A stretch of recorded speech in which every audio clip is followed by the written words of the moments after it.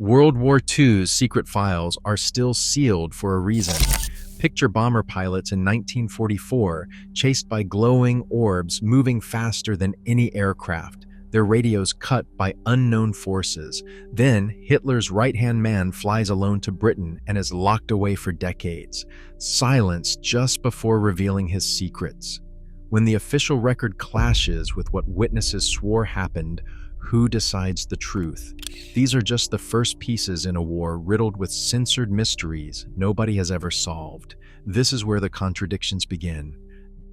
Night after night in late 1944, American bomber crews flying over Germany began reporting something that defied every rule of the skies. Orange-red spheres, some no bigger than a basketball, appeared out of nowhere and paced their aircraft for miles. These were not flares or enemy planes. There was no engine noise, no visible structure, just pure light moving with impossible precision. Lieutenant Donald Myers from the 415th Night Fighter Squadron named them Foo Fighters. The official mission logs tell the story in clipped, matter-of-fact sentences. On November 23rd, near the Rhine, a crew spotted 8 bright lights off their left wing, matching their speed at 260 miles per hour. The pilot turned sharply, but the lights mirrored every move. When the crew tried to shake them, the orbs shot straight up into the clouds and vanished in an instant. Gun camera footage from the same squadron captured glowing discs hovering in the darkness, but the film offered no clues. Radar operators scanned their screens and found nothing. No returns, no signals, just empty air. Reports flooded in from across the European front. On December 22nd, 2 crews watched balls of light rise from the ground and latch onto their aircraft, staying with them for half an hour before darting away. Some pilots described vertical rows of fireballs. Others saw clusters that looked like Christmas tree lights moving in formation. The phenomenon was not limited to Americans. British and German pilots saw the same thing, each side convinced it was some new secret weapon. Yet after the war, captured scientists and engineers denied any knowledge. The supposed Wunderwaffen never existed. The strange encounters did not stop at visual sightings. Crews reported sudden bursts of radio static, compasses spinning uselessly, and electrical systems flickering out while the orbs were near. Maintenance checks found nothing wrong. Investigators ruled out every known cause. No weather balloon, no rocket, no known aircraft could match the speeds and maneuvers described. Ball lightning and St. Elmo's fire were dismissed by pilots who had seen those phenomena before and knew the difference. As quickly as they appeared, the Foo Fighters vanished. By spring 1945, with the Allies closing in on Berlin, the sightings dropped to 0. The files were closed. The case left unsolved. Over 1,000 pilots had witnessed the same impossible lights, and not one explanation has ever fit the facts. The official record remains silent, and the archives hold only questions. On May 10, 1941, Rudolf Hess, the man ranked just below Hitler in Nazi Germany, climbed into a Messerschmitt Bf 110 and flew alone from Augsburg to Scotland. He navigated by moonlight and astrological charts, crossed enemy territory, and parachuted into a muddy field near Eaglesham. British farmers found him tangled in his parachute, insisting he had an urgent message for the Duke of Hamilton. The British military took him into custody, baffled by his arrival. Hess claimed he was on a peace mission, but he carried no official documents, no orders from Hitler, and nothing to prove he spoke for the Reich. Hitler's government immediately disavowed him, calling him delusional. The British locked Hess away. He was interrogated by MI5, who noted his story shifted over time, from hopes for peace to cryptic hints about secret British contacts to accusations of a hidden plot among the British elite. MI5 files declassified. Decades later reveal Hess insisted he had been invited through secret channels, but the details were always just out of reach. The Duke of Hamilton denied any advance contact, and no evidence has ever surfaced to confirm Hess's claims. After the war, Hess was tried at Nuremberg and sentenced to life in Spandau prison. For the last 21 years of his life, he was Spandau's only inmate, watched day and night by guards from 4 Allied powers. He wrote hundreds of letters, some smuggled to his family, others censored or destroyed. Whenever he tried to speak publicly about his true purpose, his statements were blocked or redacted. Even his diaries remained sealed in British archives until at least 2030. In August 1987, at age 93, Hess was found dead in his cell. The official story was suicide by hanging. His son, Wolf Rudiger Hess, spent years arguing the evidence pointed instead to murder, suggesting someone wanted to silence him for good. The autopsy showed marks that did not fit the official account, but the case was closed. For 46 years, Hess lived and died with his secrets. The real reason for his flight and the truth behind his long silence remain locked away in files that governments still refuse to open. In the summer of 1941, German troops rolled through the outskirts of St. Petersburg and halted at the gates of the Catherine Palace. Inside stood the Amber Room, a chamber so dazzling it was called the eighth wonder of the world. 6 tons of carved amber, gold leaf, and mirrors covered every inch. In just 36 hours, Nazi art officers pried each panel from the walls, wrapped them in silk, and loaded them into 27 numbered crates. The official rail logs show the shipment arriving in Königsberg, where the room was reassembled for display. Then came the bombs. By 1944, as Soviet forces closed in, the Amber Room was packed up again. German inventories last recorded it in a castle bunker, but after that, the trail goes cold. Soviet salvage teams found only scorched amber shards in the ruins. Some believe the treasure was destroyed by fire. Others point to ship manifests from January 1945, when the Wilhelm Gustloff sank in the Baltic, possibly carrying the crates to the bottom. Over the decades, treasure hunters have drilled into bunkers and tunnels from Kaliningrad to Poland, chasing rumors of a hidden chamber.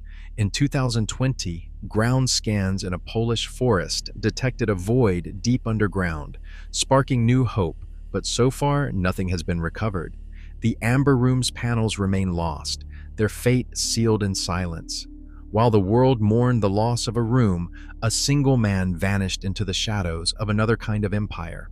Raoul Wallenberg, a Swedish diplomat in Budapest, spent the last months of the war handing out protective passports, sheltering families, and pulling strangers from death trains.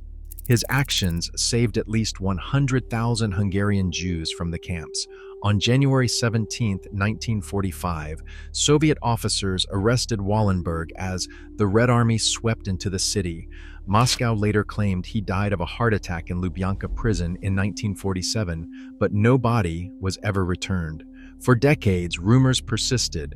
Former prisoners in Vladimir prison described a foreigner who spoke fluent Swedish, seen as late as the 1950s.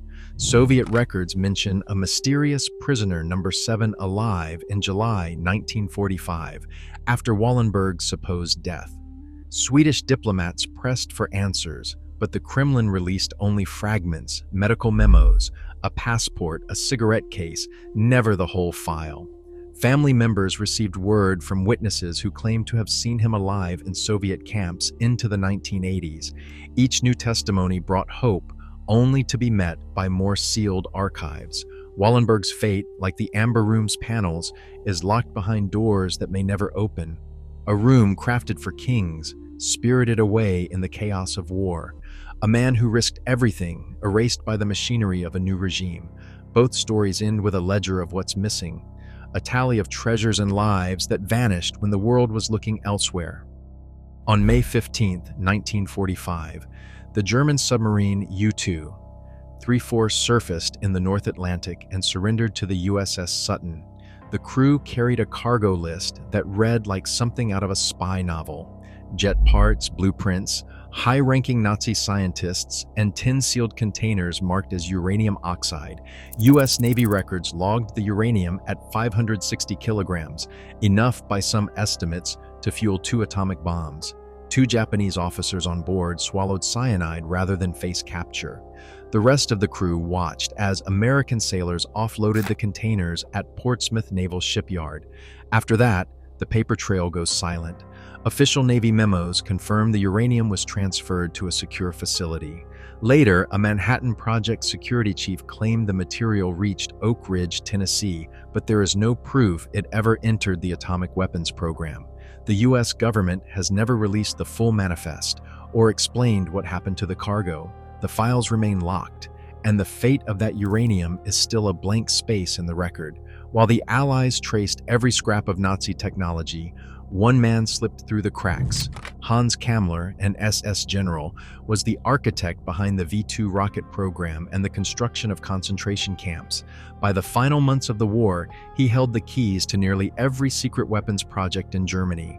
Then, in the chaos of April 1945, Kammler vanished. 5 contradictory accounts surfaced in the months that followed. One report said he was shot by his own adjutant. Another claimed suicide by cyanide.